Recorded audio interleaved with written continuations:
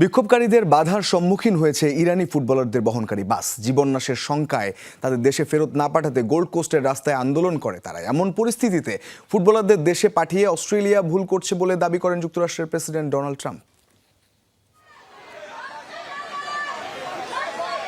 Gold কোস্টের রাজপথে উত্তেজনার মধ্যেই চলছে একটি টিম বাসের বের হওয়া চেষ্টা, যেখানে রয়েছেন ইরানি নারী দলের ফুটবলাররা। বিক্ষোভকারীদের বাধার মুখে হোটেল ছেড়ে বের হতে বেশ বেগ পেতে হয় বাসটিকে।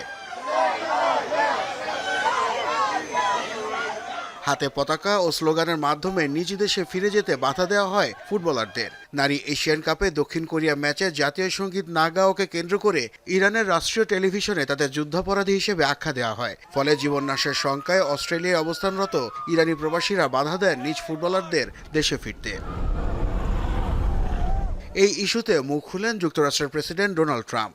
সামাজিক যোগাযোগ মাধ্যমে এক পোস্টে তিনি হুঁশিয়ারি দিয়ে বলেন, এই খেলোয়াড়দের ইরানে পাঠিয়ে বড় ভুল করছে অস্ট্রেলিয়া। প্রয়োজনে যুক্তরাষ্ট্র তাদের আশ্রয় দেবে।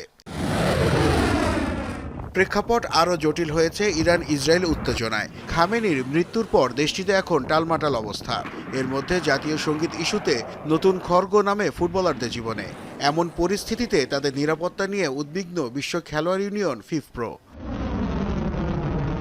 ইরানের ক্যাম্প থেকে আগেই বেরিয়ে যাওয়া 5 ফুটবলারকে রাজনৈতিক আশ্রয় দিয়েছে অস্ট্রেলিয়া। তবে সাম্প্রতিক পরিস্থিতিতে বাকি ফুটবলারদের জীবন এখন ঝুলে আছে আন্তর্জাতিক কূটনৈতিক টেবিলে। নাসিফ শুভ, যমুনা স্পোর্টস।